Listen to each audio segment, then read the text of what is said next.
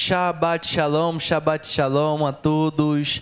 Estamos iniciando mais uma explanação da Parashat Hashavua, da porção semanal da Torá, Parashat Vayeshev, uma parashá muito interessante, né, que vai falar sobre a vida de Yosef, o começo, né, da vida de Yosef. E como você já reparou aí, né, iremos também falar sobre as duas vindas de Yeshua e o porquê Yosef Hatzadik, José do Egito, tem muita semelhança com Yeshua. E Yeshua tem muita semelhança com Yosef Hatzadik, pelo amor de Deus. Como assim? Né? Porque a Torá, ela fala tanto de Yosef Hatzadik. Estávamos falando isso antes, né, de começar essa live. Por que a Torá dá tanta ênfase a José? Né? A Torá vai começar falando sobre Adão. Adão, o primeiro homem. Temos, não sei, alguns capítulos. Talvez uma parashá, só a parashá Bereshit. Aí vai falar de Noar, né? O primeiro homem, uma parashá. Noar, uma parashá também. Uma parashá. Noar, um grande tzadik, ele foi escolhido para, de fato, salvar, né, a sua descendência agora. Todos, né, a humanidade toda é descendente de Noar. É descendente de Noar. Todos.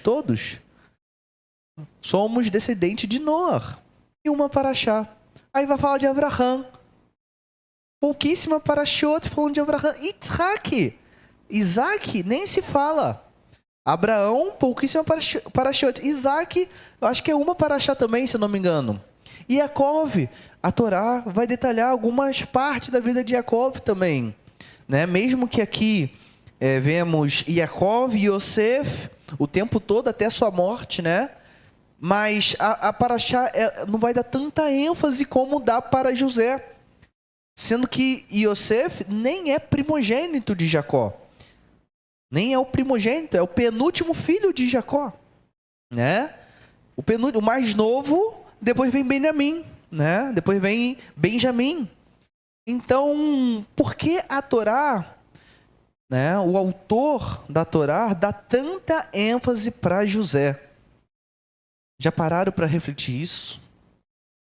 Já pararam para refletir isso? Porque José ganhou tanto destaque na Torá.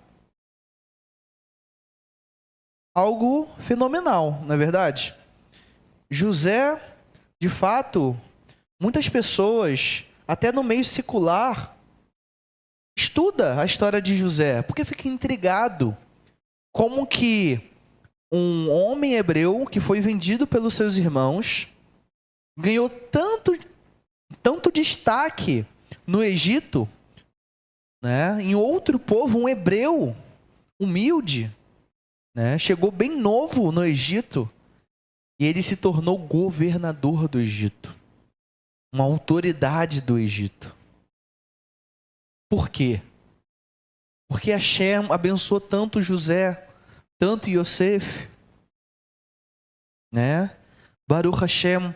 Então a Parashá Vayeshev inicia descrevendo o grande amor de Yaakov pelo seu filho Yosef, que acaba provocando um ódio dos seus irmãos. Olha isso. O ciúme deles cresce quando Yosef lhes conta os dois sonhos que indicam que eles serão um dia subservientes, né? Serão submissos a ele. E algo intrigante também nesse sonho de Yosef, né? Quem lembra do sonho aqui? Yosef, ele sonha com 12 estrelas, com o sol e com a lua. E qual foi a interpretação de Yaakov? Você então quer dizer que eu, sua mãe e seus irmãos irão te servir? Olha Yaakov. Yaakov, ele não estava questionando Yosef. Você sabia disso? Yaakov não estava questionando Yosef. Sabe por quê? Me diga, por que Yaakov ele interpretou que a lua seria Rachel? Ele interpretou, né, o sol e a lua. Yaakov seria o sol, né, o Rachel, Seria a lua. Então, como que Yaakov, né? Como que ele interpretou que essa pessoa seria Rachel, sendo que Raquel, ela já estava morta. Raquel, ela já estava morta. Ela já tinha sido sepultada. Então, por que a Torá vai falar sobre isso? Yaakov, na verdade, interpreta dessa forma. Algo muito intrigante, né? Muito intrigante. Eu estou abrindo aqui a Parashá para lermos junto, Bezrat Hashem, né? Algo muito intrigante isso.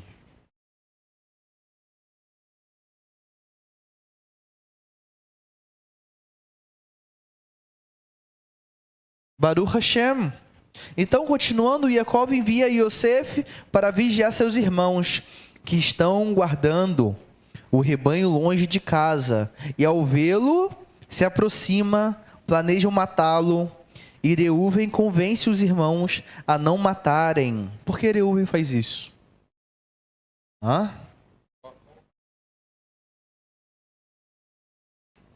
Por que Reuven faz isso? Porque Reuven já tinha vacilado, né? Já tinha tomado uma serva de Abraham, deitado com ela, e perdeu a sua primogenitura. Então tinha um receio, como Abraham, ele destacou que gostava mais de Yosef, ele falou, pronto. Desculpa, Abraham não, Yaakov. Pronto. Yaakov também tomou a primogenitura do seu irmão, meu pai. Ele vai dar a minha primogenitura para Yosef. Então ele não estava querendo fazer isso com Yosef, né? Não estava querendo. Yosef, ele era muito novo, né? A história começa dizendo que Yosef tinha apenas 17 anos quando tudo isso aconteceu. Ele era um menino. Eu quero ler aqui a história do sonho para os Achim. Olha, ele teve outro sonho e contou aos seus irmãos. Ouça, tive outro sonho e havia nele o sol, a lua e 11 estrelas. 11 estrelas, falei 12, né? 11 estrelas que se prostravam diante de mim. Ele o contou também a seu pai, bem como a seus irmãos. No entanto, seu pai o respondeu: que significa esse sonho que você teve? Você realmente espera que eu, sua mãe, seus irmãos, venha, nos prostremos diante de você? Com o rosto em terra, seus irmãos estavam com inveja dele, mas o pai continuou pensando sobre o assunto. Olha isso, meus achim. Olha isso, meus achim, meus irmãos.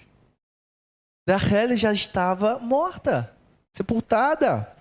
Como que é? Lembrando, hebraico não tem ponto de interrogação. Então, lendo sem o ponto de interrogação, literalmente diz assim: e seu pai disse, que significa esse sonho que você teve? Ou seja, Yaakov dizendo, eu vou interpretar seu sonho. Você espera que eu e sua mãe e seus irmãos venham, nos prostremos diante de você com o rosto em terra.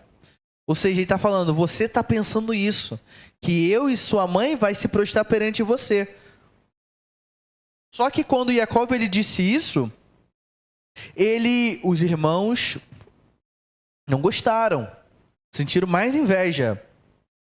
Mas Yaakov, seu pai, continuou pensando sobre o assunto, porque Rachel já estava morta. Era uma profecia messiânica.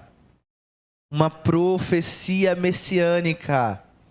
Na ressurreição dos mortos, Rachel vai se prostrar para quem? Para José? Não. Vai se prostrar para Yeshua. Vai se prostrar para Yeshua. Por isso que José do Egito é o arquétipo de Yeshua. Por esse motivo, meus achim, que falamos isso. Muitos rabinos modernos, né, ontem fizemos uma introdução muito interessante sobre Yeshayahu 53, profeta Isaías, capítulo 53, para falarmos hoje sobre esse assunto, lembra? Então, veja, muitos rabinos modernos não aceitam essa semelhança de José, o Yosef Hatzadik, José do Egito, com o Mashiach. Ele fala, não tem nada a ver. Não tem nenhuma semelhança, olha isso, a ignorância. Porque se Jacob ele interpretou o sonho que o sol seria Jacob e a lua seria Rachel, e que eles iriam se prostrar perante Yosef, Rachel estava morta. Esse sonho nunca vai se realizar. Aí eles interpretam, não, mas esse sonho aqui é no Egito. Mas Rachel estava morta. Rachel estava morta. Nem no Egito ela vai se prostrar perante José. Realmente, no Egito, os irmãos se prostraram perante José. E Jacob se prostrou perante José. Né? José era governador, era um rei, praticamente. Mas, Jacob ele interpretou que a mãe, Raquel, iria também se prostrar. Como? Impossível. Porque essa profecia, esse sonho, foi uma profecia messiânica. Então aqui já estou querendo dar ênfase ao versículo 9 do capítulo 37 da Parashá, porque hoje os rabinos querem tirar José e colocar de escanteio. Mas não podemos fazer isso, porque no próprio Pishat, no próprio literal, vemos uma profecia messiânica de José sendo Mashiach aqui, ok? Como ele fosse o rei, ungido de Deus.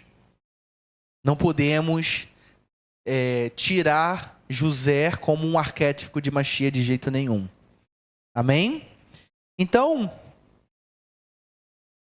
prosseguindo aqui para o resumo da Parashá, os irmãos planejaram matar, mas Reuven convence os seus irmãos não matarem a Yosef, mas é incapaz de salvá-lo totalmente quando seus irmãos vendem Yosef para os escravos do Egito. Após mergulhar o casaco, aqui está escrito casaco, ou também pode ser o talit de Yosef, em sangue de um animal, eles voltam ao seu pai, que acredita que seu amado filho foi morto por um animal selvagem. A Torá faz uma discreção para relatar a história de Judá e sua nora Tamar. Né? A história de Judá e Tamar, acho que todos conhecem, né? Que Judá, que é nora de Judá, Tamar, que é nora de Judá, ela casa com o primogênito de Judá, o primogênito morre. Aí, pela lei do levirato, de Ibum, né? A lei de Ibum, que um irmão deve casar com a viúva, o irmão mais novo deve casar com a viúva. Aliás, o irmão mais velho deve casar com a viúva, se eu não me engano, né? Porque o mais velho morreu, então o segundo mais velho casa com a viúva, que é a lei do levirato, e o segundo, Onã, também morre. Aí vem o terceiro, não quer casar com a viúva. Fala assim, meu Deus, meus dois irmãos morreram por causa dela, né? O que está acontecendo aqui? Não vou casar com essa mulher, não. E o próprio Judá teme isso, né? A Tamar ficou com uma fama não muito boa, né? Então, ela se veste como uma meretriz, né? Algo muito polêmico, pois Judá se deita com uma meretriz. Né? Judá já não estava 100% cachê na época, né?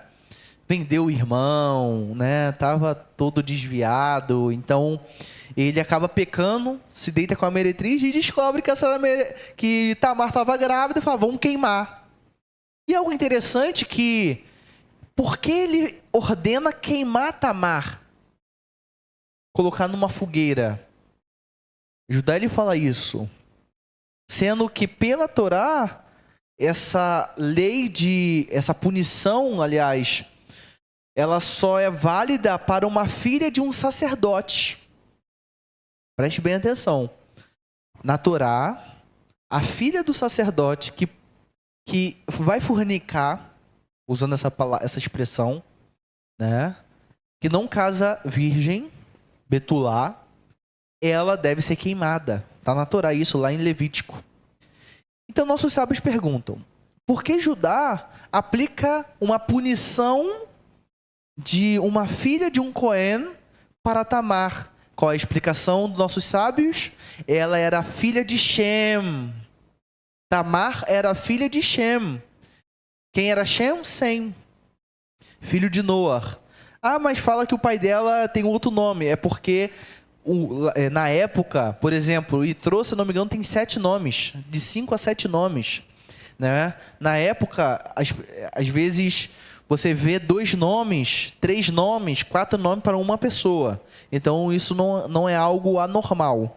Tá? Então, nossos sábios vão falar.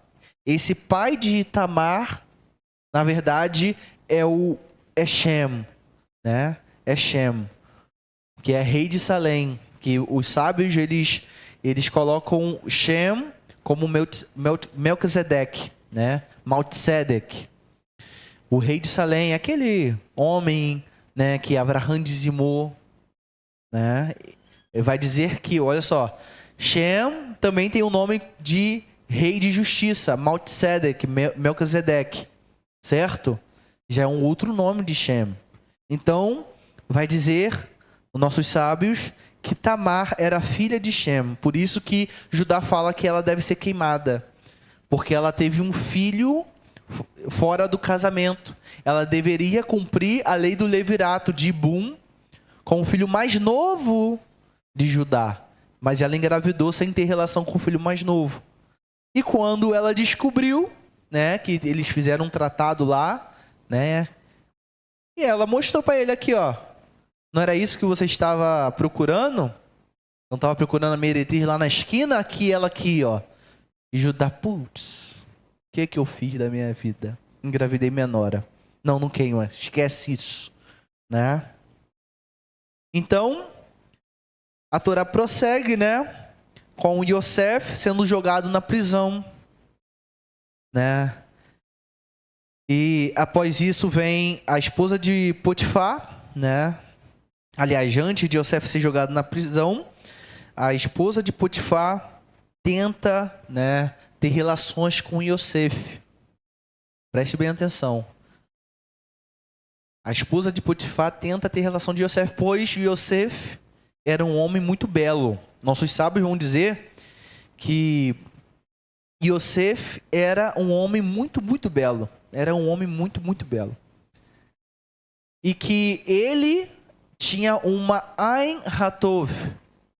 O que significa um Ain Hatov? Ele tinha bons olhos. Mesmo ele sendo muito belo, ele cuidava dos seus olhos. Ele não tinha um coração voltado para promiscuidade. Por conta desse ato aqui. Mas vai ter um outro comentário, um tanto quanto polêmico, que vai dizer que, na verdade, Yosef, ele quase transgrediu, né? Pois a Torá vai dizer que que a esposa de Potifar deixou ele nu. Como assim? Uma mulher, Yosef, né? Com toda a testosterona, fica, né? Deixa a mulher arrancar a roupa dele assim, do nada. Então, nosso sábio fala, olha, ele quase pecou. Mas quando ele olhou para baixo, ele viu sua Brit Milá. E saiu correndo. E ela não entendeu e começou a gritar, ah, então você vai se lascar agora. Ou seja, ele fez chuvar antes do ato. Mas ele teve a intenção de pecar. Ele quase pecou. Né? Que foi o tratado que ele fez com Potifar. Potifar, olha, eu confio em você. Não precisa nem ser... não precisa nem se castrar, eunuco. Não precisa ser nem eunuco. Única coisa que você não deve fazer é deitar com minha esposa. Tirando isso, você pode fazer qualquer coisa aqui no palácio. Né? E dizem que ela era muito bela. E ele quase peca perante Deus e também quebra a confiança de Potifar. E é por isso que Potifar acreditou nela. Porque ele estava nu. Entende? Não faz sentido. Ele podia muito bem falar, Potifar, não foi assim, não foi bem assim. Né? Ela me arrancou. Como que a mulher arranca a roupa e os guardas não veem isso, né? Sei lá, Yosef poderia ter gritado na hora, não sei, né? Estão me molestando aqui. Ou corre antes, né? Ia ter um barulho, pelo menos. Os guardas estavam ali. Mas não, ele ficou nu, né? Aí vai falar, a Torá vai falar, ela arrancou a roupa dele. Né? Como? De qual forma? Então nossos sábios falam, ele quase pecou. Ele ia pecar, mas ele viu sua Brit Milá. Ele falou, não posso pecar perante Deus. E ó, sai correndo, fala, meu Deus, eu prefiro sofrer a punição perante os homens do que pecar perante Deus. Eu não posso pecar, pois eu tenho um Brit Milá. Inclusive, nossos sábios vão falar, né? Tem uma história do Talmud, lá no Tratado Brachot, que vai falar sobre Rabi Yohanan. Uma história muito polêmica também, né? Que Rabi Yohanan se assentava na entrada do mikve, na saída do mikve. E as mulheres, quando faziam mikve, a primeira pessoa que ela via na saída do mikve era Yohanan. Pois os nossos sábios questionam esse Rabi Yohanan, sendo que era um grande tzadikim. Rabi Yohanan, por que você senta na saída do mikve? Você não tem medo de transgredir? Né? Não sei, ver uma mulher nua. Ele disse, quem é da tribo de Yosef, Rabi Yohanan era da tribo de Menashe, não tem Ainará, não tem olhos maus, não vê nada com os olhos maus. Inclusive dizem que Rabi Yohanan também era um homem muito bonito, né? Que alguns sábios, inclusive, choravam quando via Rabi Yohanan, porque o astral dele, a beleza dele, fazia lembrar o templo sagrado, de tanta beleza espiritual que Rabi Yohanan tinha, assim como Yosef. Né? Então, os sábios questionaram ele. Um homem não pode se sentar na saída do mikve e ver as mulheres, não sei, né? Pode acontecer um pecado. Sendo que ele fala, né? Eu não sou da tribo de Yosef, da tribo de Menashe. Quem é da tribo de Menashe não tem Ainará. E nem Ainará cai sobre si. É algo muito polêmico, tá? Que está no Talmud. Eu não bato martelo para nada do Talmud, tá, meus arrem? Baruch Hashem. Só que sinalizando sobre a importância de Yosef. Yosef, minha opinião, também é. Yosef, ele fez tchuvá na hora, tá? Yosef, ele fez tchuvá, ele preferiu ser preso e sofrer a punição do homem do que pecar a Deus. Baruch Hashem por isso, e por isso que ele foi honrado. Hashem, ele foi o último teste de Yosef, né? E ele fez tchuvá na hora e Hashem coloca ele nas alturas. Mas ele vai sofrer a punição, porque ele teve um pensamento impuro. Então ele ficou na prisão durante anos. Aí tem um sonho do copeiro, né, do padeiro, né, que o copeiro iria voltar a trabalhar. Aí Yosef diz, fala para Faraó, fala de mim, pelo amor de Deus. E o padeiro, Yosef fala, olha, você vai morrer infelizmente enforcado. E os sonhos se realizaram. Né, e a Parashá termina exatamente assim. Amém? Baruch Hashem.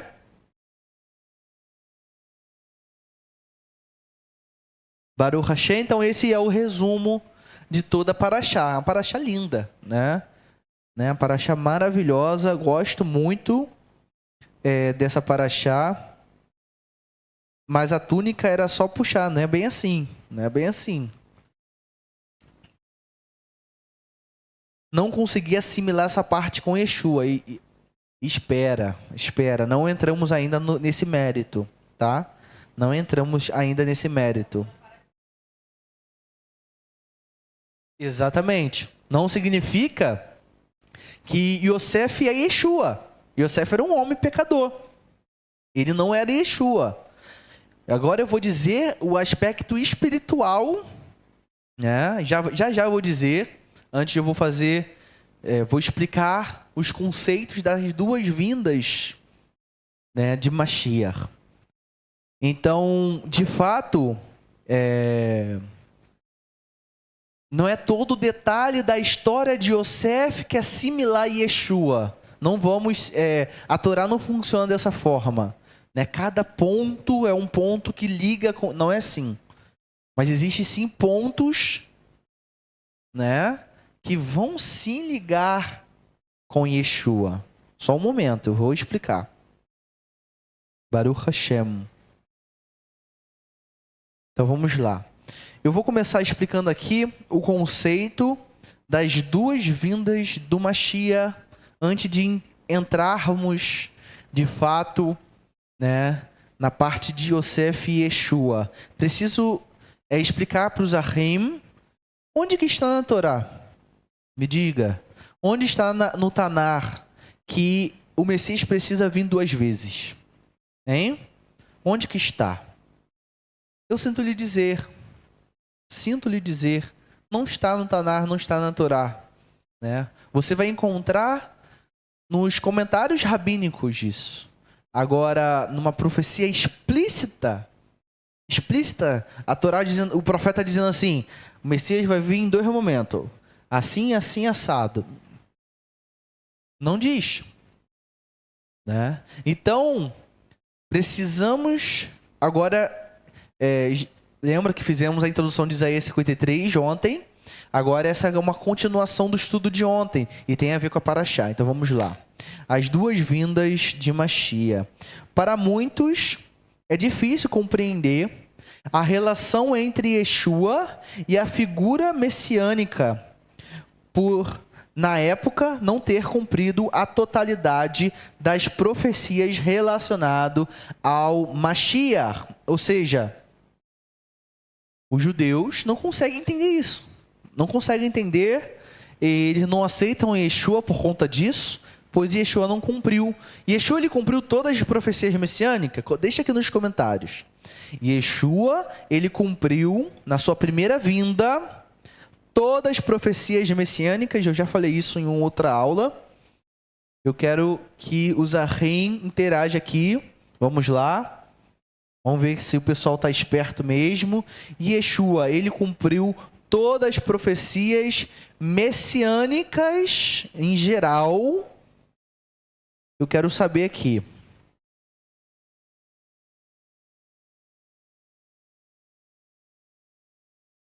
Mas José casou com uma egípcia que se converteu a Yeshua. Muita calma, meus Ahim, muita calma. Vamos para a pergunta. Yeshua, ele cumpriu todas as profecias messiânicas, sim ou não?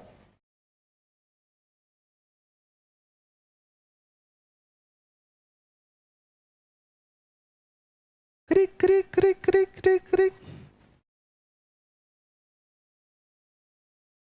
Então, meus Ahim, sinto lhe dizer, Yeshua, ele não cumpriu todas as profecias, pois não era cabível cumprir na sua totalidade na primeira vinda, né? Não era. Yeshua, ele vai cumprir todas as profecias na segunda vinda, mas na primeira vinda ele não cumpriu todas as profecias messiânicas, não cumpriu. E é por esse motivo que até os dias de hoje os judeus não aceitam Yeshua. Eu devo falar a verdade.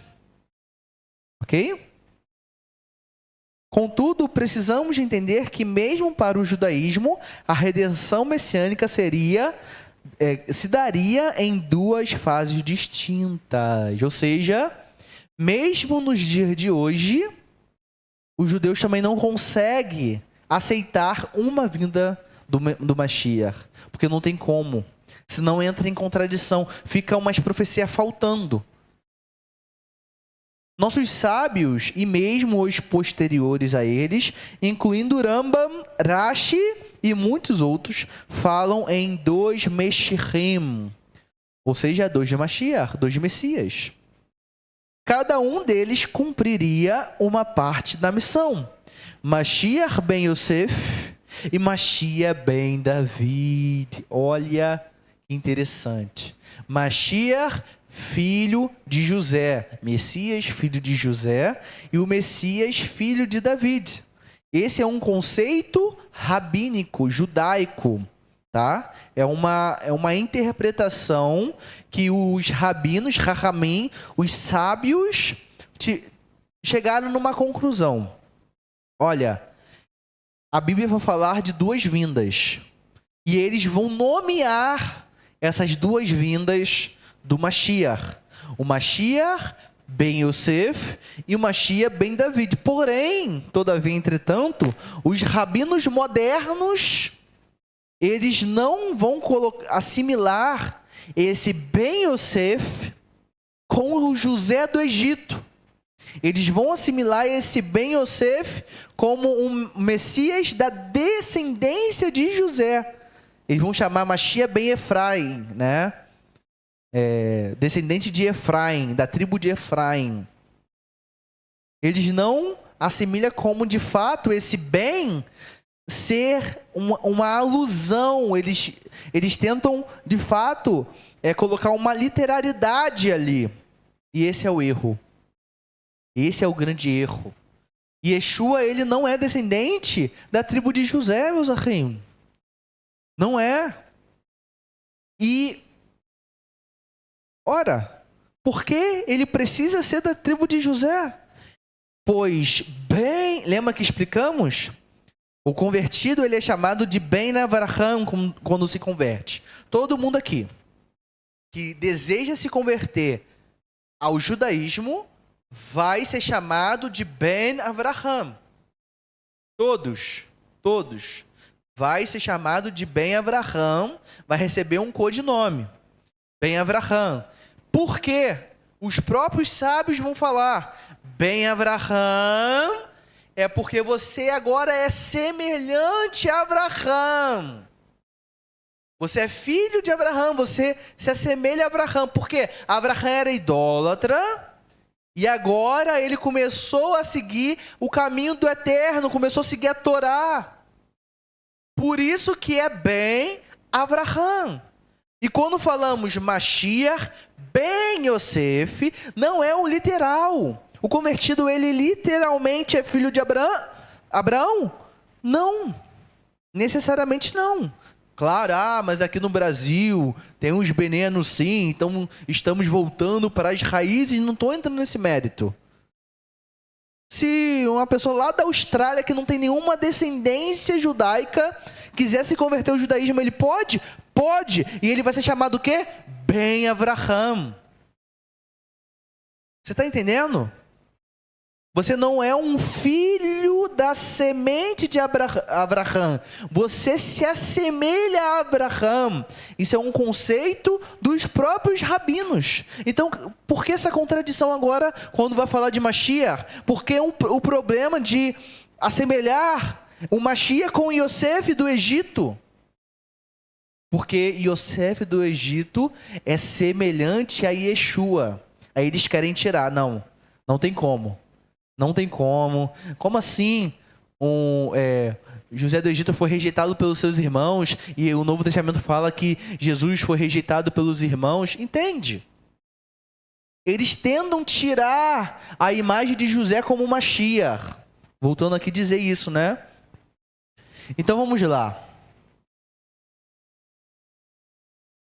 Crer em uma vinda dupla do Mashiach é, na verdade, uma crença judaica, não é uma crença cristã.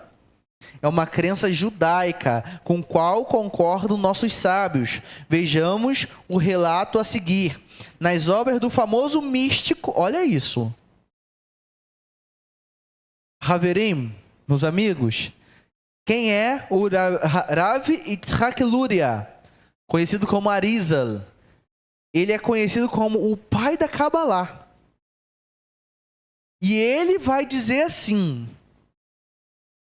antes de Mashiach se revelar completamente, ele estará oculto de maneira semelhante a de Moshe, quando ele subiu no Monte Sinai para revelar a Torá. O povo se iludiu ao pensar que ele havia morrido, mas na verdade ele estava vivo, e mais tarde ele desceu e nos deu a Torá. Mas o povo estava fazendo o que, meus achim? Adorando o bezerro de ouro. O Rav Yitzhak Luria vai falar que a primeira vinda do Mashiach, ele vai se revelar ocultamente. E o povo não vai perceber, vai achar que não é o Mashiach.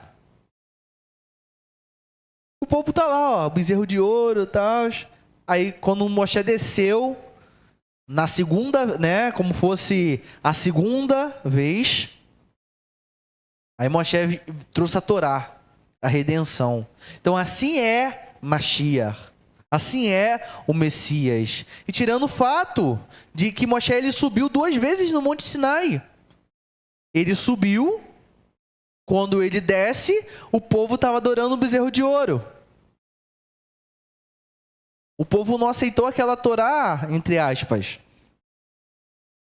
E ele precisa subir novamente para pedir o perdão de Deus. E ele desce com uma nova Torá.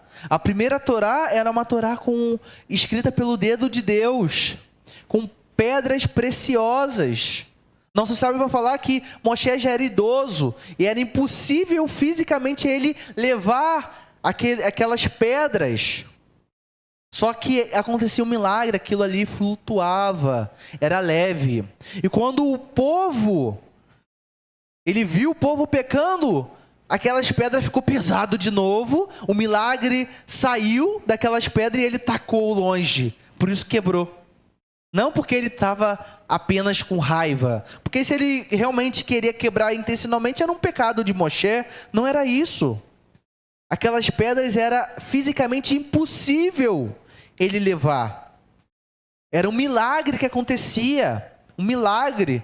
E quando ele chegou, aquele milagre saiu das pedras e pesou e ele teve que largar. Olha que interessante. E ele teve que voltar, assim como Yeshua ele teve que voltar para pedir perdão a Hashem, assim como Moshe ele voltou para pedir perdão a Hashem, né? Voltou ao monte, aos céus, e agora ele vai retornar à terra como rei, com a Torá de fato. Olha a semelhança também de Moshe com Yeshua. Então o Arizal ele vai falar assim, sim, tem 2 vindas. Uma forma oculta e uma forma revelada. Vamos lá. Além disso, o próprio Rash, o rabino mais literal da Torá, escreve no final do livro de Daniel sobre as palavras: feliz é aquele que espera. E ele diz assim: nosso Mashiach está destinado a se ocultar depois de sua revelação, e voltará para ser revelado. No Zohar, um importante e antigo livro do judaísmo, encontramos tais palavras. Ele levará uma vida normal na primeira vinda. O espírito do Mashiach no Gan Eden celestial será concedido a ele.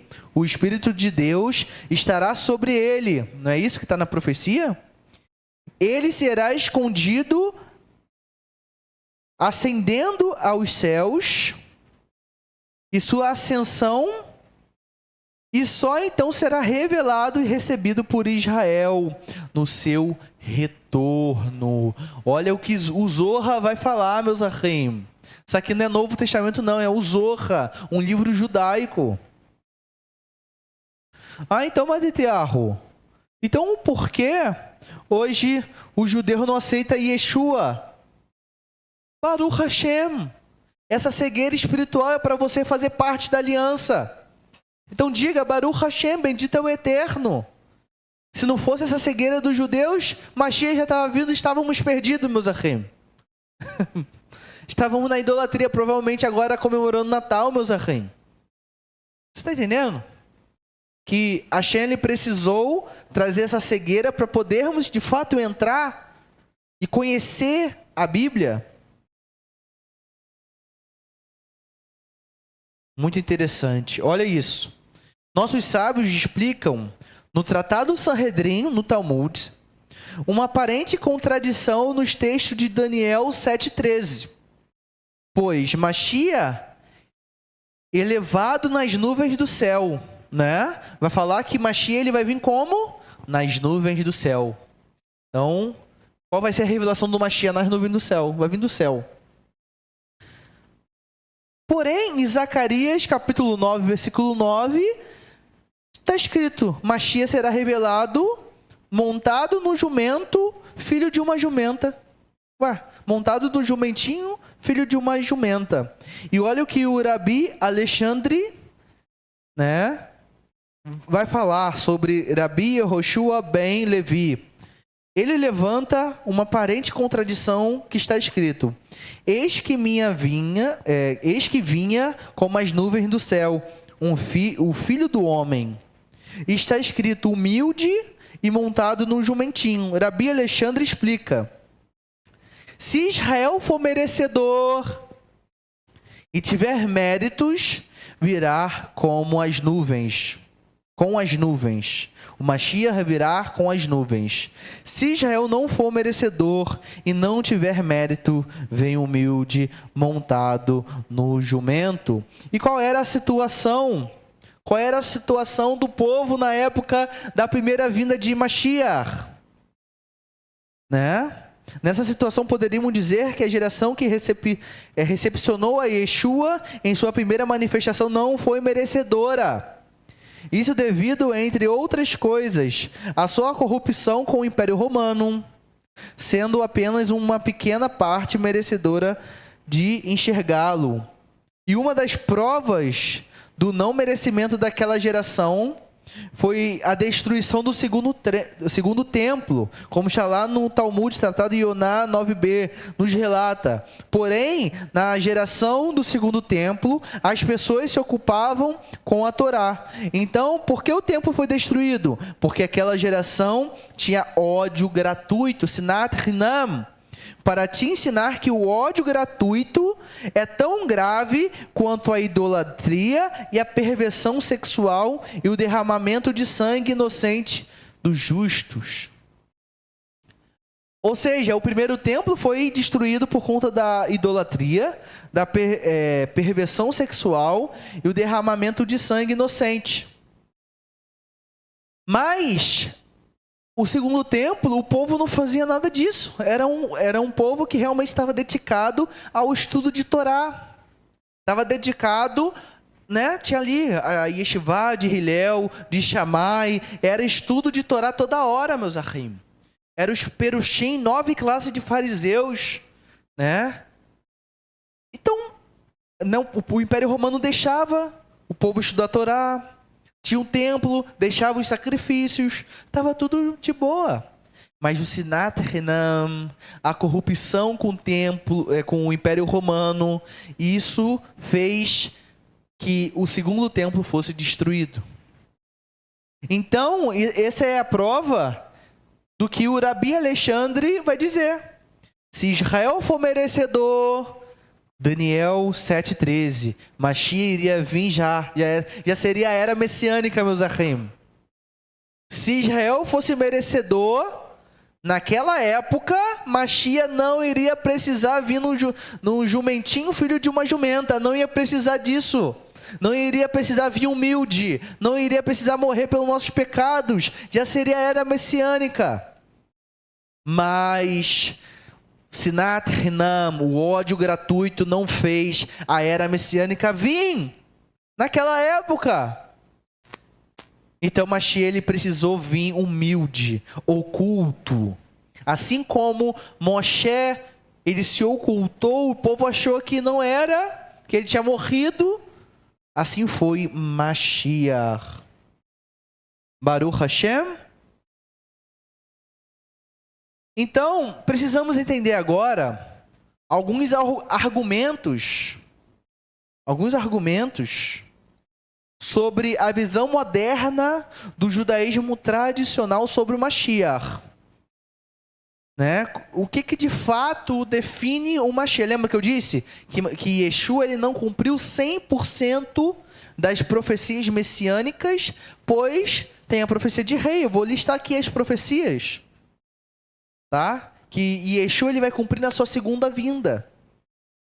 Então, o motivo que os judeus nos dias de hoje não creem em Yeshua é o que está escrito lá no Mishnei Torá, no tratado Ilhot Melachim, as leis dos reis, né? O Rambam Maimonides, ele descreve essa obra, magnífica essa obra, inclusive, Mishnei Torá. E ele vai dizer assim, o Mashiach, ele precisa, né, cumprir algumas coisas. E quem é o Mashiach ben Davi? O Mashiach ben Davi é o descendente direto do rei Davi. Então o Mashiach, ele precisa ser descendente direto, precisa ser da semente do rei Davi. Esse é o primeiro decreto. Ele será um líder justo e poderoso que conduzirá Israel à redenção completa. Ou seja, ele precisa fazer parte da corte real, né? De fato, de Israel, ser um rei. A segunda, os sinais da era messiânica, né? O Rambam define a expectativa mínima para o Mashiach ben Davi. Ele precisa reconstruir o templo, ele precisa reunir os exilados e restaurar a soberania judaica. Ou seja, ele precisa reconstruir o templo sagrado em Jerusalém, reunir os exilados do mundo e restaurar o judaísmo correto. O terceiro critério, ele precisa ser descendente da linhagem de Davi, ser dedicado a Torá, aos mandamentos, reconstruir o Beit HaMikdash, reunir os exilados. Já repeti isso, né? E dar o fim na guerra do mundo com as mudanças, né? Concentrando somente no estudo da Torá, né? Então, é isso que está ali decretado, de fato, no Hilchot Melachim. E essa é a visão geral do que o Mashiach precisa, né? Então, já entendemos. Yeshua, quando ele retornar, ele vai pegar os exilados do mundo, reunir as 12 tribos de Israel, reconstruir o templo sagrado. Yeshua não fez isso ainda. Ele não cumpriu isso ainda. Reconstruir o templo sagrado, né? A Torá vai ser a lei de toda a terra. A Torá, meus arrém. Não está escrito isso lá no profeta? Que as pessoas do mundo inteiro irá cumprir Sukkot. Não é isso que está escrito? Que os gentios irão para Jerusalém para cumprir Sukkot na era messiânica e trazer a paz mundial. Na primeira vinda, Yeshua ele ainda diz ao contrário. Não pense que eu vim trazer a paz nessa primeira vinda. Eu vim trazer a espada. Por quê? Porque as pessoas da sua própria família vão te questionar, vai ter discussões. Às vezes você vai precisar sair da sua parentela, assim como Abraham fez. Por isso que ele não trouxe a paz, ele trouxe a espada, né? Irmão contra irmão, filho contra mãe, né? E essa foi a primeira vinda do Mashiach. E não foi isso que Moshe disse para os levitas? Pegue sua espada e mata seus irmãos. Não é, claro que Mashiach não fala fisicamente. Essa espada não é para ser usada fisicamente, pelo amor de Deus. Mashiach, ele está fazendo uma semelhança com Yosef. Aliás, com Moshe. Quando Moshe fala para a tribo de Levi, pegue sua espada e mata seus irmãos. Pois aqueles que estão adorando o bezerro de ouro, eles devem ser destruídos. Então, de fato, Yeshua ele escolhe, né, os seus escolhidos serão sacerdotes. Assim como Moshe, ele escolhe a tribo de Levi para ser sacerdote, né? Hashem, aliás, o Eterno, através de Moshe, tira o sacerdócio dos primogênitos e dá para os levitas. E assim como Yeshua também, ele dá também uma parte desse povo sacerdotal para os gentios que creem nele, para os judeus que creem nele, que não necessariamente são levitas, são Koanim. Então Yeshua, ele também faz esse ato de sermos sacerdotes na nossa casa, né? Quantas pessoas aí que hoje está falando Torá para o seu filho, para a sua nora, para a sua mãe? Você virou sacerdote do seu lar. Você espiritualmente se tornou um levita. Então pegue sua espada, não física, mas a sua espada que vai realmente combater a doutrina de Amaleque, a doutrina da dúvida. E você vai falar a verdade agora. Não, a verdade é a Torá. A verdade é que idolatria é errado. Hashem não se alegra com isso. Você está fazendo essa missão. Você está fazendo essa missão, né? E Yeshua te escolheu para isso. Agora vamos para o momento que todos estavam aguardando. A semelhança de Yosef Hatzadik com Yeshua HaMashiach. A primeira semelhança, escolhido por Deus desde cedo, né? Yosef Hatzadik, desde jovem, José foi escolhido por Deus, recebendo sonhos proféticos que indicavam sua futura de liderança e posição de destaque, lá em Gênesis, Bereshit 37, 5, 11. Então José, ele foi escolhido por Deus e também pelo seu pai. Lembra que eu disse que Reuven, primogênito, ele perde sua primogenitura? Você acha que para quem ele ia dar a primogenitura, meus achim? Você acha que para quem ele ia dar primogenitura? É óbvio que era para Yosef. Óbvio. Pois a primogenitura, na verdade, é o sacerdócio. O sacerdócio. Muitas pessoas acham que a primogenitura é apenas a herança. Não, é o sacerdócio. Todos iriam ter que respeitar a palavra daquele. A família toda. Então, Yaakov, ele falou, olha, quem está mais aqui do meu lado estudando Torá é Yosef. É Yosef. Então, infelizmente, né, Reuven, né, infelizmente, se deitou com uma serva, né, de sua mãe, quando sua mãe falece. Quando Rachel falece, né, se deitou com a serva dela e eles ficavam brigando entre si. Os filhos da serva eram tratados, né, eram desprezados, né? Yosef, na verdade, ele mandava vigiar os filhos de Leá, Reuven, Shimon, Judá. Eles que aprontavam. Quem não sabe disso? É eles que aprontavam. Então Yosef, ele ficava ali, ó, só vigiando. O que meu irmão está fazendo? Entende?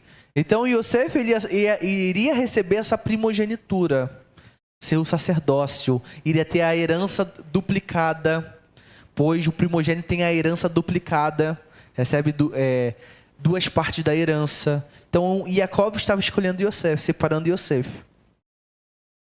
Assim, Yeshua, desde o seu nascimento, foi identificado como o escolhido de Deus, anunciado pelos profetas e pelos anjos, assim como está lá em Lucas capítulo 1, versículo 30.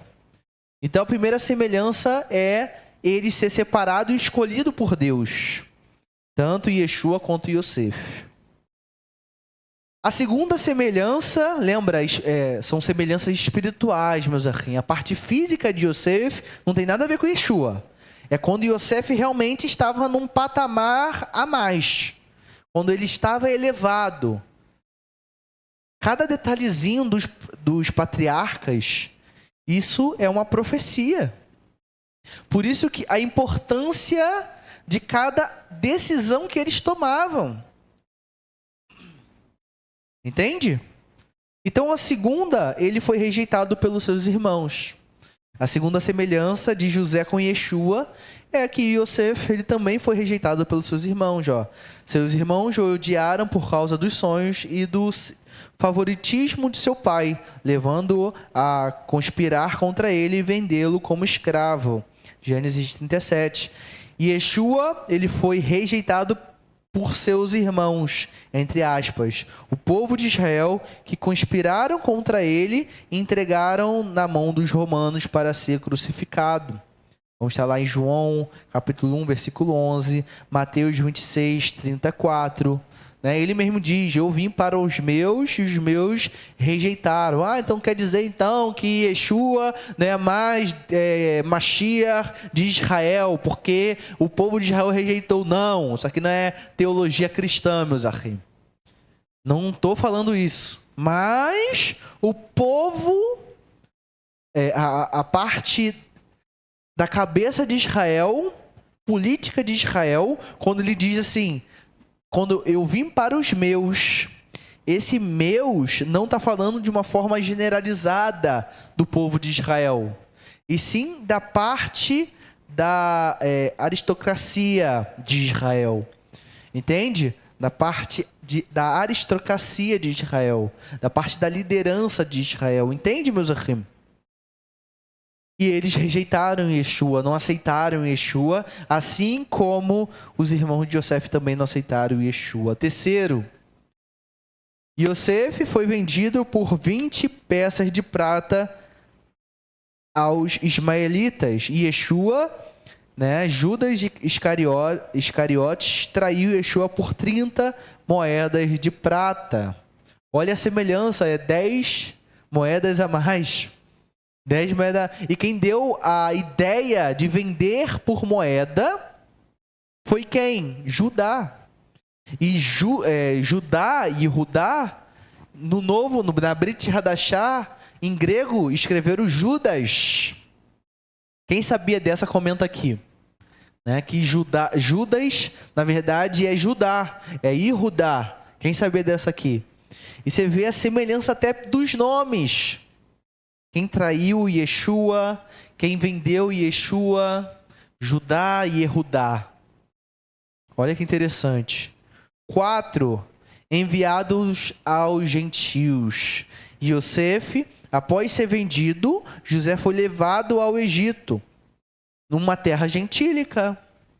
Yeshua, após ser rejeitado por Israel, sua mensagem foi levada aos gentios, iniciando a redenção das nações. Ou seja, a mensagem de Yeshua não ficou só em Israel. Ele se espalhou para todo mundo. Não é verdade? Aqui no Brasil, um exemplo disso. Estamos aqui no Brasil cumprindo a mensagem de Yeshua, cumprindo a Torá. Como eu disse, se o povo de Israel aceitasse Yeshua ali, era messiânica. Não tinha Torá aqui no Brasil. Era messiânica na hora. Falsamente acusado. Yosef foi injustamente acusado pela esposa de Potifar e lançado na prisão, mesmo sendo inocente. E Yeshua foi acusado falsamente pelos líderes religiosos e condenado à morte, mesmo sem cometer nenhum pecado. Olha isso, que semelhança. Sexta semelhança, sofrimento e humilhação antes da exaltação. Yosef passou anos de sofrimento na prisão antes de ser revelada a posição de governante do Egito. E Yeshua sofreu humilhação e a morte no madeiro, antes de ser exaltado à direita de Deus. 7. Yosef tornou-se salvador do Egito e das nações vizinhas ao promover alimento durante a fome. Yeshua é chamado de pão da vida, que oferece salvação e sustento espiritual para o mundo. João 6,35. 8. Reconciliação com seus irmãos. José, após anos de separação, Yosef se revelou aos seus irmãos chorando e perdoando-os, trazendo reconciliação. No futuro, Yeshua será reconhecido por todo Israel como Messias, e haverá reconciliação entre ele e seu povo, assim como está em Romanos 11, Zacarias 12, Baruch Hashem. 9. Tudo parte de um plano divino. E Yosef, ele reconheceu que tudo o que aconteceu com ele fazia parte de um plano de Deus. E Yeshua, na sua morte e ressurreição, foram parte do plano de Deus para redimir a humanidade. E 10, elevado a uma posição de autoridade, Yosef tornou-se o segundo comandante do Egito com autoridade sobre toda a terra. E Yeshua foi exaltado por Deus e recebeu toda a autoridade no céu e na terra. Baruch Hashem. Escreva aqui Baruch Hashem. Baruch Hashem. Então, meus ahim, Yosef é o arquétipo de Yeshua, sem dúvidas, sem sombra de dúvidas. Não tem como. Quem acha que Yosef se assemelha a Yeshua, deixa aqui nos comentários que eu quero saber. Ou quem acha que não tem nada a ver. Não tem nada a ver com Yeshua. Tem nada a ver. Lembrando, como eu estava explicando, meus ahim, não é cada fase de Yosef que se assemelha de Yeshua. Não é uma generalização da vida de Yosef. Vamos ser coerentes aqui. As profecias não funcionam dessa forma. São as fases mais elevadas de Yosef. As partes mais humanizadas, não. Entende? Eu acredito que tudo tem a ver, Baruch Hashem. Eu acho que sim, tem a ver. Ó, irmão disse, Baruch Hashem, Adonai Baruch Hashem. E o Det, eu acho, exatamente. Aprendi que quando Yeshua voltar, não terá mais chance para ninguém. Na verdade, antes de Yeshua voltar, o povo de Israel irá fazer teshuvá. Antes de Yeshua voltar, não será na vinda dele. Tá? Não será na vinda dele. Mas, de fato, terá a ressurreição dos mortos e terá pessoas aqui vivendo na era messiânica. Tá? Terá as pessoas vivendo na era messiânica, 1000 anos com Mashiach. E terá, sim, a possibilidade de chuvar. E terá a possibilidade, inclusive, de pecar. Tá? A Torá que vai ser, que vai realmente estar em vigor. A lei da Torá na humanidade estará em vigor. Então, algumas punições que estão na Torá, inclusive, vai ser decretado pelo próprio Mashiach, Yeshua, para quem não sabe. Aí, após Gog e Magog, terá, a última guerra. Os gentios ainda vão guerrear contra o império de Yeshua. Aí sim, será o Olam Abá. Aí sim, teremos... viveremos para sempre na glória, tá? Mas teremos a possibilidade de viver aqui, nessa terra, com as leis da Torá, normalmente, estudando a Torá, na ressurreição dos mortos, aqui nessa terra, no milênio. E após o milênio, aí realmente será a redenção. Será separado o joio do trigo, tá? Será separado o joio do trigo. Isso aí é muito mal explicado, meus ahim. Infelizmente. Escatologia, cada um fala uma coisa. Cada um fala uma coisa, mas não enxerga a visão judaica da escatologia judaica. Teremos o milênio de Mashiach, a ressurreição dos mortos, e teremos uma segunda ressurreição, que será no final. E essa segunda ressurreição será realmente o julgamento final. O julgamento. Quem vai passar e quem não vai. Tá? Baruch Hashem. Eu acho que tem a ver sim. Tem tudo a ver, o Alexandre disse, faz todo sentido. Arquétipo, exatamente. A personificação de Yeshua. É uma visão cabalística e eu me arrisco em dizer que o nome do pai de Yeshua ser Yosef não é coincidência, mas sim justamente esse arquétipo sendo mostrado bem Yosef também. Yosef é a prefiguração de Yeshua HaMashiach, com certeza. Exatamente, Sifania. Exatamente. Incrível José não querer ser enterrado no Egito. Olha que incrível. Exatamente. Exatamente. Baruch Hashem. E serão os mortos ressurretos que vão governar com Yeshua? Exatamente. Os mortos justos irão governar com Yeshua. Os justos. Tzadikim. Amém? Baruch Hashem. Então, a visão messiânica é essa, tá? Mashiach ben Yosef irá vir em breve em nossos dias. Mashiach ben Yosef irá vir em breve em nossos dias e tem tudo a ver com Yosef Hatzadik. Agora é aquele momento que eu abro para perguntas, tá? Quem quiser perguntar alguma coisa sobre a Parashá é muito rica, né? Conseguimos falar sobre diversas coisas, né? Tem a visão de Tamar também, de Rudá e tudo mais. Tem muita coisa nessa Parashá, o sonho de Yosef, né? E essa ascensão de Yosef é algo magnífico. Os comentários rabínicos dessa Parashá é riquíssimo de verdade, né? Então vamos deixar isso para os próximos anos, né? Hoje vamos de fato a explanação foi de fato essa: Mashiach ben Yosef e Mashiach ben David. E em breve em nossos dias iremos ter a ascensão de Mashiach ben David, tá? Mashiach ben David é Yeshua. O judaísmo tradicional crê que são duas pessoas diferentes, não são, meus achim. Mashiach ben Yosef é Yeshua e Mashiach ben David também é Yeshua. É uma pessoa só. Essa é a visão. Então, quem tiver alguma pergunta sobre a Parashá, sobre esse assunto das duas vindas, deixa aqui nos comentários que eu irei responder, senão vou chamar a Ruth para prosseguir aqui o nosso serviço. Amém? Será que Matitiarro deixou alguma coisa em falta? Será que eu falei algo que não foi bem claro assim? Eu gosto de deixar tudo explicadinho com todos os detalhes. Amém? Baruch Hashem. Essa mensagem foi nova para algumas pessoas e também foi um renovo, né?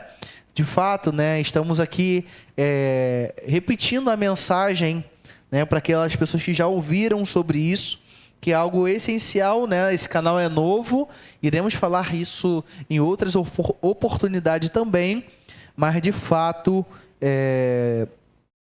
queremos sim falar sobre todos os assuntos, amém? Eva Maria Balão. Uma pergunta: os mortos justos que reinará com Yeshua vão pecar? Então, como eu disse, né? A escatologia é uma nuvem, né? É uma nuvem. Nem tudo está tão explícito assim. Mas a fé que teremos é que os ressurretos, a primeira ressurreição, teremos já o corpo glorificado, tá?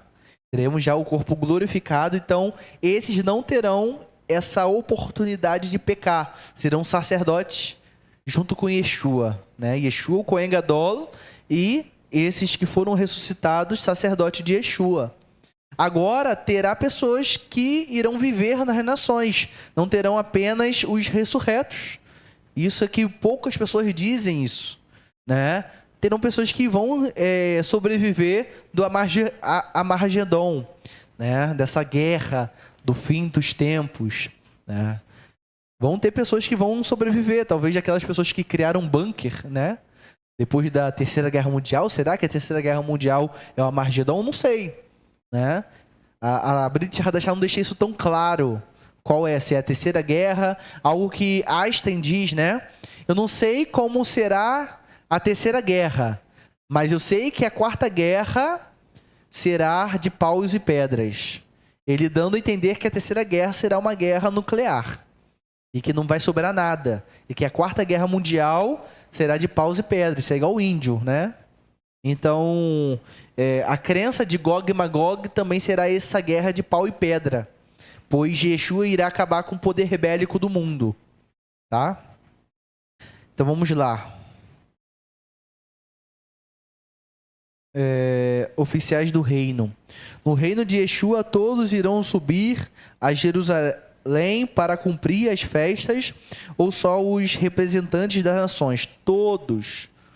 Então, na época... Calma aí que eu vou me explicar. Eu falei todos sem pensar. Na época que existia o templo sagrado, quando tinha uma comunidade judaica fora de Israel, só ia o representante da comunidade, não da nação, da comunidade. Tá? Só o representante da comunidade, e era válido o sacrifício que esse representante fazia. Mas o profeta vai dizer que o tikkun, né, inclusive é o comentário dos nossos sábios, o conserto das nações será de fato ir e cumprir Sukkot, tá? E oferecer sacrifícios em Israel. Esse será o conserto das nações. Eu creio que serão todos, tá? Então vamos lá. Sheina, quando o homem se torna eunuco, o que eles fazem para que eles se tornem eunuco? Normalmente são castrados, né? E são servos, não pode ter filhos. Os mortos ressurretos serão isentos ao pecado do milênio. Já respondi isso mais em cima, o Michael. Kessia Cavalcante. O comandante da guarda era Potifar. E o comandante do cárcere era o mesmo? Gênesis 40, versículo 4. Cita o comandante da guarda. Então, como eu disse, né, teremos outras oportunidades para explanar outros detalhes da Parashá. Né? Estamos aqui abrindo mais uma questão sobre Mashiach ben Yosef. Em outra oportunidade a gente pode se aprofundar nesse versículo, Kessia, tá bom? Mas, Bezrat Hashem, a Ruth ela vai responder para você nos comentários. Bezrat Hashem, eu não estou com o texto aqui aberto para você. Rosana Freitas, maravilhoso esse estudo, estava pela TV para não perder, pois às vezes quando estou comentando, perco alguma coisa. Baruch Hashem. Sheina, me responde aí, Matitiarro, cadê? Quando o homem... já respondi. Beatriz Yasmin, o anticristo é verdade ou não?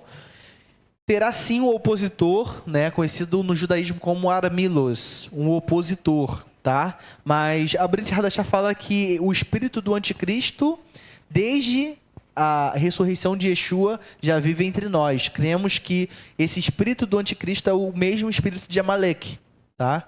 É o espírito antissemita, né? O espírito que vai contra o povo de Israel. Esse é o espírito da semente, né? Aquele que é contra a semente da mulher. É o espírito do anticristo. Que, futuramente, ele pode sim vir uma performance humana. Ou não, pode ser uma era. Tá? É muito relativo. Ilma Amorim, quando Yosef teve o sonho que a lua e o sol se curvaria a ele e às 11 estrelas, Israel perguntou, você está dizendo que seus irmãos e a sua mãe se curvará a você? Rachel já tinha morrido. Exatamente. No começo desse shiur eu falei sobre esse versículo, Ilma. Exatamente, isso é uma profecia messiânica. Tá? A Rachel ela já tinha morrido, meus achim. E hoje os judeus que não creem em Yeshua vai falar que Yosef tem nada a ver com Mashiach. Não tem nenhuma profecia sobre Mashiach com Yosef. Mas na verdade está bem explícito, que a própria Ilma reparou nisso, né? A lua... Pois Yaakov mesmo diz, não, a lua não era Diná. Pois Yaakov mesmo diz, você está dizendo que eu e sua mãe vai se prostrar perante a você? E Yaakov mesmo diz isso, né? Rachel já tinha morrido, porque Yosef teve um sonho da era messiânica, Olha que interessante. E Yosef teve um sonho da era messiânica que ele era o próprio Mashiach. Mas não, ele é o arquétipo de Mashiach. Amém? Rachel. Foi por causa da ideia de Judá de vender seu irmão que seus filhos foram mais... entendi. De mal, né? Teria essa relação por ele ter sido um filho que fez algo ruim para seu pai. E por isso ele teve filhos ruins? Pode sim, com certeza. Né? Isso vai refletir nos filhos, com toda certeza. Mas, na verdade, os filhos de Judá não foi ruim. Não foi ruim. O primeiro filho, está escrito que ele fez algo abominável a Deus, ok. O segundo filho, ele também não quis engravidar. O fato dele ter morrido porque ele não quis dar a semente para Tamar. E o terceiro filho, né, ficou naquele ali, caso, não caso, vai casar, não vai casar. Então, de fato, os filhos de Judá, necessariamente eles não foram ruins. Mas que isso pode acontecer sim. Não existe... Aqui para deixar bem claro, não existe essa questão de maldição hereditária, tá, meus arrém? O exemplo do pai pode se refletir aos filhos, tá, Rachel? Alexandre Lima, essa segunda vinda de Yeshua, ele vai ser da descendência de José? Não, eu disse isso no começo, tá? Os judeus ortodoxos, eles creem que Mashiach ben Yosef é da descendência de José. Mas esse Ben Yosef é o arquétipo, como os convertidos. Todos os convertidos, quando se converte ao judaísmo, ele recebe Ben Avraham.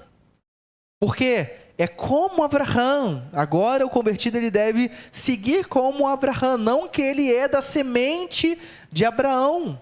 Né? Você se converte ao judaísmo, seu DNA mudou, agora você é da descendência de Abraão? Não.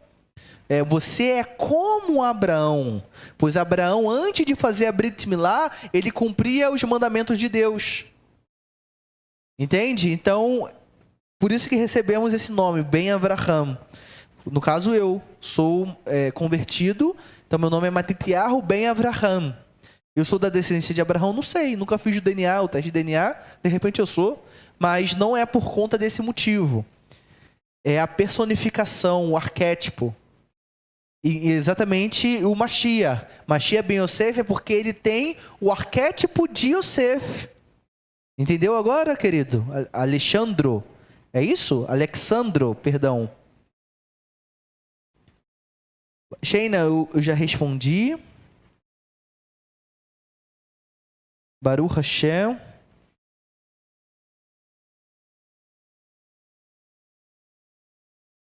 Os eunucos já eram essenciais para a manutenção do harém e o bom funcionamento da casa imperial, pois já era fisicamente capaz de procriar ou atuar sexualmente. Exatamente, Martinha.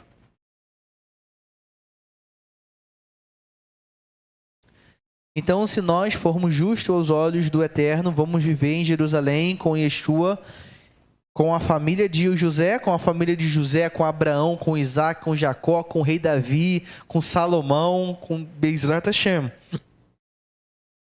Bezrat Hashem. Iremos viver com os patriarcas, com as matriarcas, com Sara, Raquel, com Adão, com Havá, com o Noah, com Noé. Iremos viver com todos esses ancestrais de Bezrat Hashem.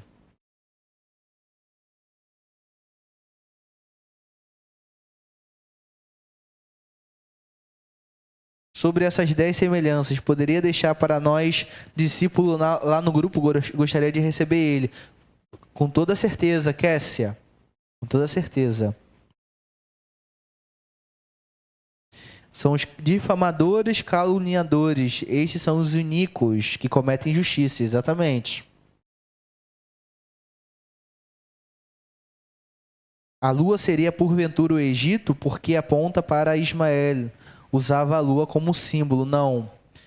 A lua, o Yaakov, ele interpreta o sonho de Yosef. A lua era Rachel. O sol é Yaakov, a lua era Rachel, e não um símbolo em si, tá? É questão de pai, mãe e filhos, e 11 filhos. Então Yaakov, ele interpreta, a lua é ele, o sol é ele, Yaakov, a lua, Rachel, e as 11 estrelas, os filhos de Yaakov. E todos se prostravam perante Yosef.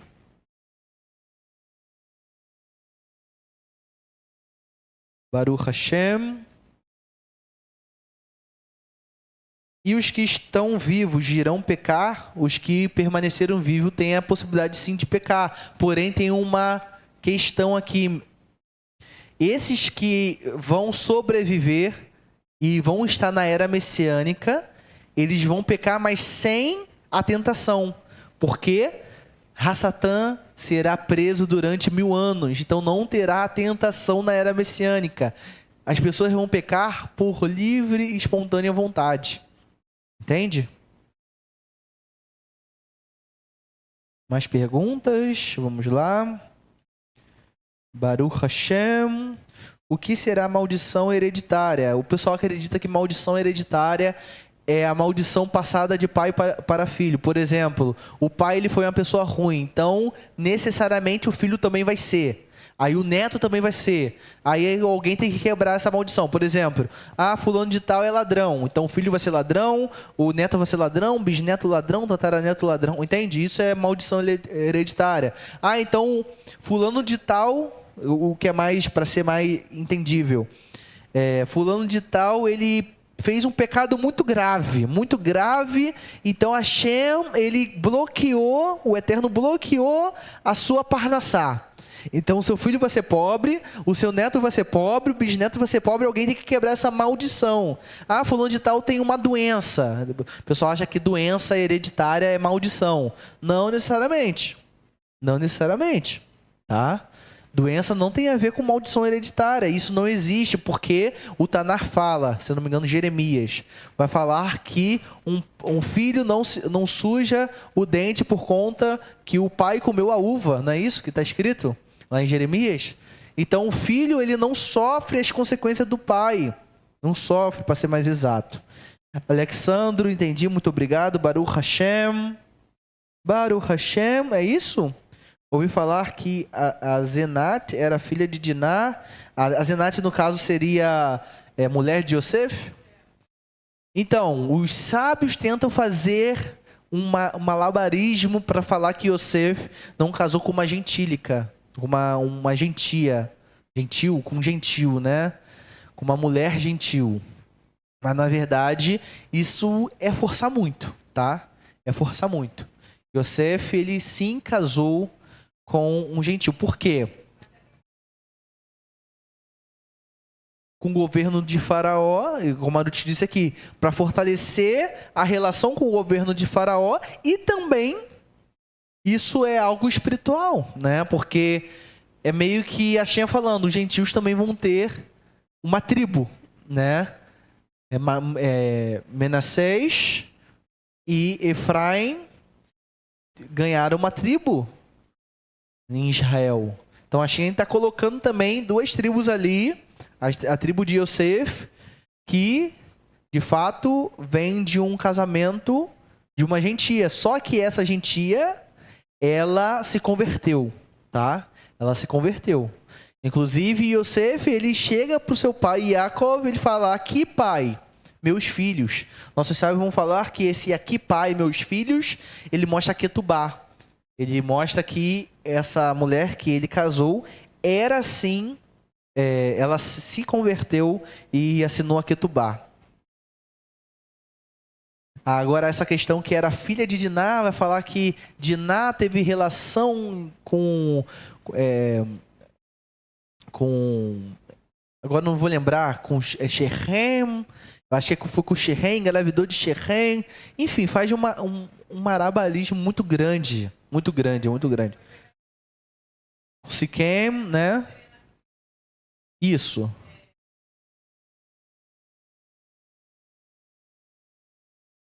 Então, olha isso. Diná, ela teve uma relação com Siquém, né? Com Shechem, com o rei de Shechem, com o filho do rei de Shechem. E ela abandonou o filho, porque foi uma relação desonrosa. E esse filho foi parar no Egito, né? foi adotado por Potifera, né? Potifar, e Potifar deu ela como filha, né? Como esposa para Yosef. Então, sim, forçar muito. Tem alguns sábios, inclusive, que vão dizer que essa filha de Diná, ela viveu até Moshe, né? Ela revelou alguns segredos para Moshe. Enfim, é um midrash que não tem como aceitar. Amém?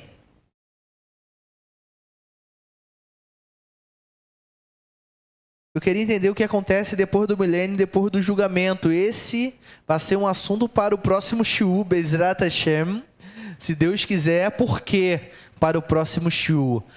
O próximo estudo vai falar sobre Judá e Yosef se revelando para seus irmãos, Judá indo até o ouvido de Yosef, pedindo perdão, exatamente como o povo de Israel irá fazer nos últimos dias, meus achim.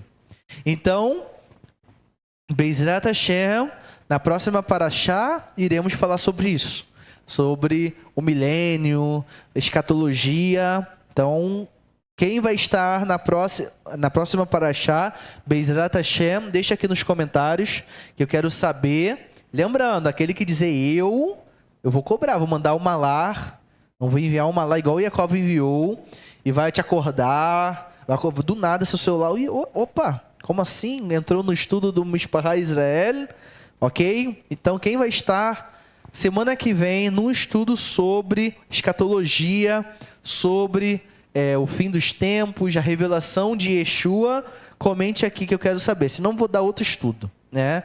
O estudo de semana que vem tem muitas coisas para falar. Eu quero saber quem vai estar semana que vem aqui. A Adriana disse, eu vou estar. A Adriana sempre está. Baruch Hashem. Baruch Hashem.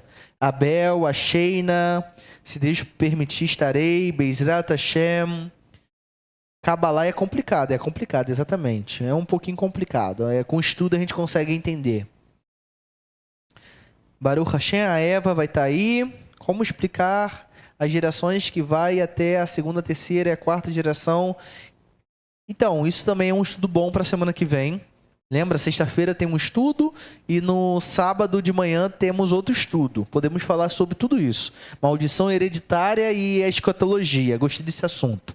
É um assunto que realmente muitas pessoas têm dúvidas. Tem que fazer um estudo. Assim, eu abro as perguntas aqui, meus achim, para falar, responder referente ao estudo. Aí quando, mas sobre esse assunto aqui... Eu não estou aqui com um esboço aqui, né?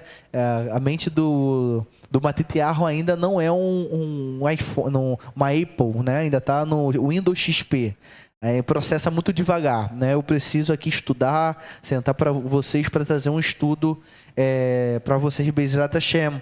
Então, eu vou preparar um estudo mais aprimorado. Eu não gosto também de responder algo superficial. Eu posso até entender o assunto, mas não vou responder raso, porque pode dar outros entendimentos, como já teve várias vezes aqui. Por isso eu gosto realmente de detalhar, trazer cada detalhe para o Zahrim. Amém?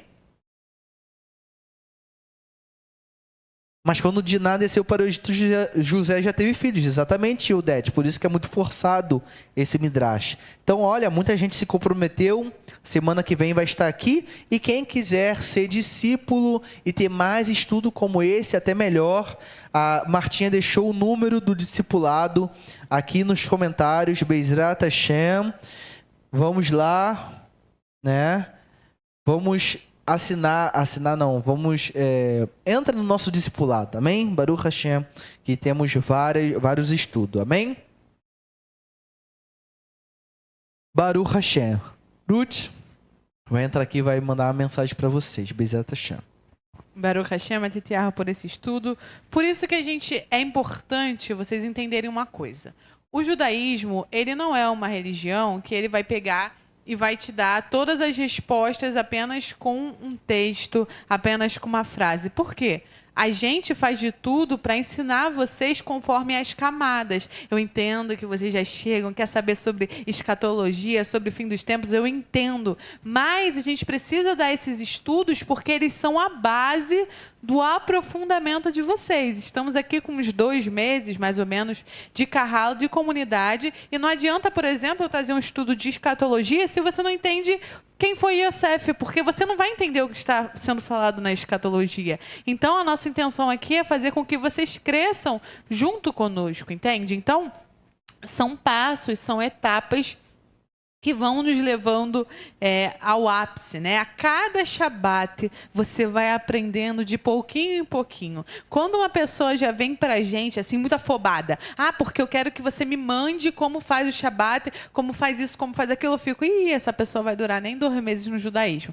Por quê? O judaísmo é uma vivência diária. É todo Shabat você está aprendendo de pouquinho em pouquinho. Quando a pessoa geralmente vem muito afobada, ela desencana rápido, sabe? E por quê? Porque ela não entende esse processo. Ela não entende que é um degrau de cada vez, que somos tão pequenos. E no judaísmo, gente, a gente nunca para de estudar, a gente nunca para de aprender. Então, o nosso compromisso é sempre trazer aqui estudos avançados, estudos maravilhosos, onde vocês realmente vão entender conforme a capacidade de vocês. E em relação à maldição hereditária, é muito importante, até um ponto que a Ilma colocou aqui, é que a maldição hereditária ela não existe. O que existe são as crenças limitantes que seus pais colocam em você. Como, por exemplo, eu vejo muito isso aqui na criação das crianças. O Yohanan, às vezes, ele tem medo de fazer algo, né? Por exemplo, ele quer pular da cadeira e aí ele, eu tô com medo. E eu chego para ele e falo, olha, você não deve temer, porque você pode fazer qualquer coisa com a ajuda de Deus. Então, ele vai lá e pula. E ele sabe e ele ganha confiança daquilo. Mas se fosse um outro pai, uma outra mãe que chega para a criança e fala assim, você não vai pular porque você vai cair, você vai se machucar, você vai quebrar o dente e vou te levar para o hospital e você vai ficar de castigo. Pronto. Você já colocou na cabeça daquela criança que ela não pode, que ela é incapaz. Claro, estou falando em situações em que você sabe que a criança não vai se machucar, tá bom?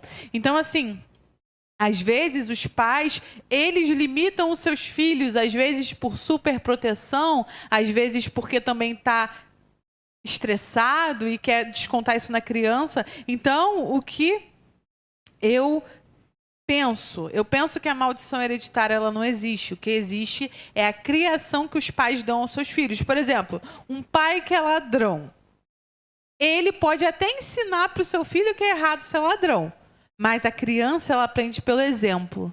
Então, o pai dela está falando que é errado, mas o pai dela está roubando, então ela vai achar que isso é certo. Isso vale para você também. Se você quer que seu filho seja bem-sucedido, se torne você o bem-sucedido. Se você quer que seu filho tenha saúde, que não coma açúcar, então para de comer açúcar. Eu vejo hoje em dia, né, a maioria dos pais e das mães, eu não dou açúcar para o meu filho. Você está certíssimo, né? Açúcar faz super mal. Mas você não dá açúcar para o seu filho, você come açúcar, uma hora ele vai comer açúcar. Isso é fato, porque ele está vendo você comer. Então, a mesma coisa para a televisão, para as telas. Eu não dou tela para o meu filho, eu não tenho nem televisão em casa, mas aí você fica o dia todo com a cara no celular. Você usa o celular, então seu filho, uma hora, ele vai querer usar também. Então, isso faz muita, muita diferença na vida das crianças, das pessoas e tudo isso, tá bom? Então, agora esse é um momento muito importante porque iremos fazer o Kiddush, que é a santificação desse dia de Shabat. Você já alimentou a sua alma com Torá e agora a gente vai selar essa santificação com o Kiddush de Shabat. Mas antes, você que está aqui, é muito importante nessa Kehilá. Você sabia disso? Que cada pessoa que está aqui comentando, curtindo, que está assistindo, que está compartilhando, cada um de vocês faz parte dessa Kehilá Mispará Israel, que tem como intuito propagar a Torá para as pessoas que, independente de classe social, independente de formação acadêmica, querem cumprir a Torá. Afinal, o nosso foco não é formar teólogos,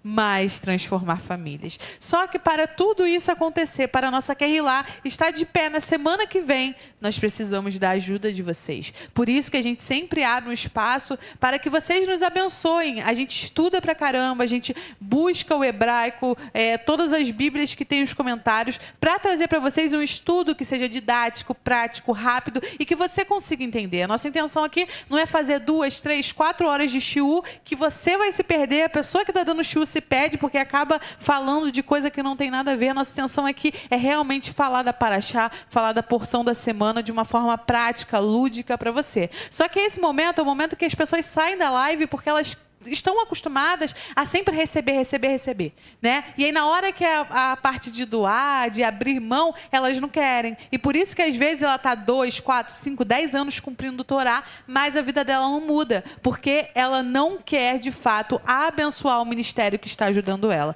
Segundo os nossos sábios, a ajuda a uma casa que fala sobre Torá é muito mais importante do que qualquer outra coisa, porque a casa de estudo de Torá, ela vai trazer luz para o mundo, ela vai usar esse dinheiro para ajudar outras famílias, outras pessoas também, né? Porque a gente ajuda outras pessoas com esse valor também. E a gente ainda consegue ficar disponível para vocês para poder propagar a palavra do Eterno. Então, você não está fazendo apenas uma tzedakah qualquer. Você está mudando vidas. Então, eu vou abrir agora esse momento para você.